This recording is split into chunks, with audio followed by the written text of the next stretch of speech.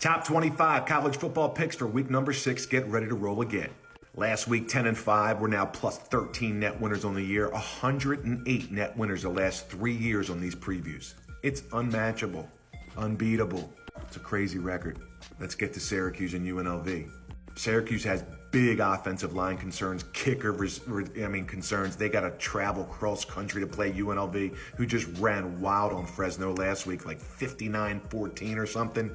They didn't miss a beat at quarterback either with their new quarterback in. UNLV rolls in this one against Syracuse. Lay it. Oregon last week was demolishing UCLA 28-3 before they let up a 97-yard interception return for a touchdown. This game they should have covered last week, Oregon, but they let UCLA back in the game. Don't expect them to let back Michigan State in this one. They should blow them out. Michigan State turns the ball over more than anyone in the country, and they should turn the ball over a lot against Oregon here. I'm going to lay the points with Oregon over Michigan State.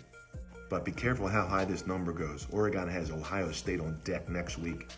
Could be a look ahead. UCLA, Penn State. Under James Franklin, when Penn State wins a game, the following game, they're 22-3-1. When they win a game and don't cover, like last week, they're 22-3-1 against the spread the next week. And 19-1-1 as a favorite against the spread after winning a game and not covering the week before. With UCLA's quarterback questionable and have to travel cross country for a 12 noon game, they got banged up too last week against Oregon and the week before as well. This is a banged up UCLA unit. Penn State will roll.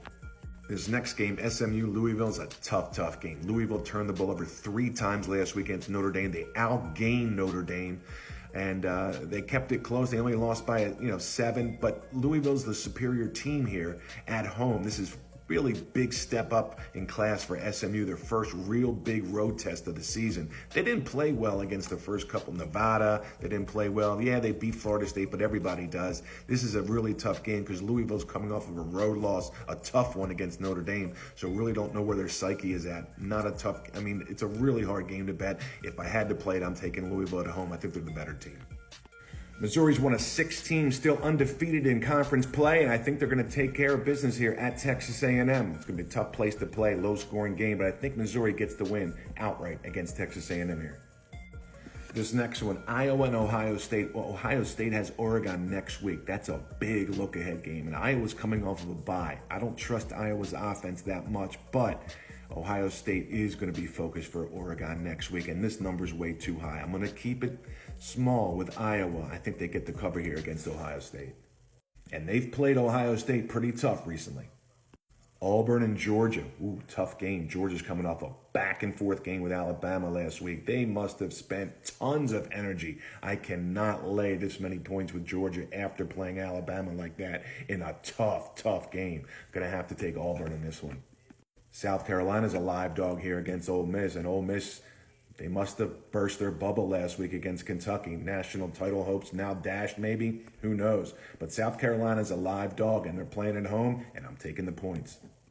I think Vandy may keep it close against Alabama. I'll take the points. I'm not going to play this game. I'm not interested in this one, but I think they're going to keep this close against Bama. Clemson, Florida State, big revenge game for Clemson. They lost 31-24 in OT last year to Florida State. But I think this number's too high. At home, night game for Florida State. I know they're horrible and they haven't played well and they haven't covered, but this number's inflated. I'm taking 14 or more at home with Florida State in this one. Boise's going to take care of Utah State easily. Michigan's going to bounce back and cover this week at Washington. Washington's nothing, but that is a tricky line. Why is Washington 2.5? Because they're playing at home?